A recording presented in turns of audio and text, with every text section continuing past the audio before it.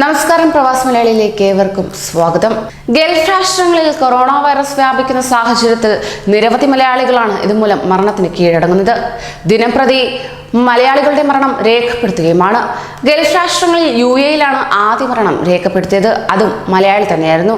ഇതേ തുടർന്ന് നാൾക്കുനാൾ വർദ്ധിക്കുന്ന കണക്കുകളാണ് ഇതുമൂലം പുറത്തേക്ക് വന്നത്.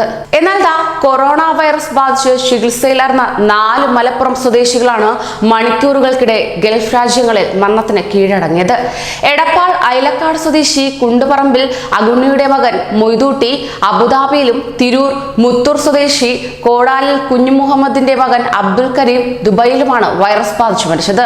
ചട്ടിപ്പറമ്പ് ചേങ്ങാട്ടൂർ സ്വദേശി പുള്ളിയിൽ ഉമ്മർ, തുവ്വൂർ ഐലാശ്ശേരി അസൈനാർപ്പടി സ്വദേശി ആനപ്പട്ടത്ത് മുഹമ്മദ് അലി എന്നിവർ ജിദ്ദയിലുമാണ് മരിച്ചത്. അബുദാബി ഷെയ്ഖ് ഷഖ്ബൂത്ത് മെഡിക്കൽ സിറ്റിയിൽ ലക്ഷണങ്ങളെ തുടർന്ന് ചികിത്സയിലായിരുന്നു മൊയ്തൂട്ടി. കേരള സാംസ്കാരിക വേദിയുടെ സജീവ പ്രവർത്തകനായിരുന്ന ഇദ്ദേഹം ഉമ്മൽനാറിലെ അറബി വീട്ടിൽ ഡ്രൈവറായി ജോലി ചെയ്തു വരികയായിരുന്നു. മൃതദേഹം ബനിയാസിൽ ഖബറടക്കുകയുണ്ടായി.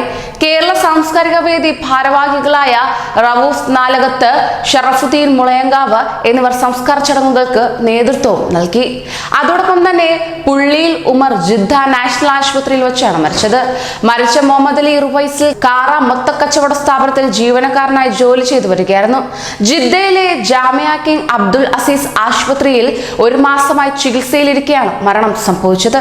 20 വർഷക്കാലമായി ജിദ്ദയിൽ പ്രവാസിയായിരുന്നു ഇദ്ദേഹം. എന്നാൽ 1.5 വർഷം മുമ്പാണ് നാട്ടിൽ അവധിക്ക് പോയി തിരിച്ചെത്തിയത്.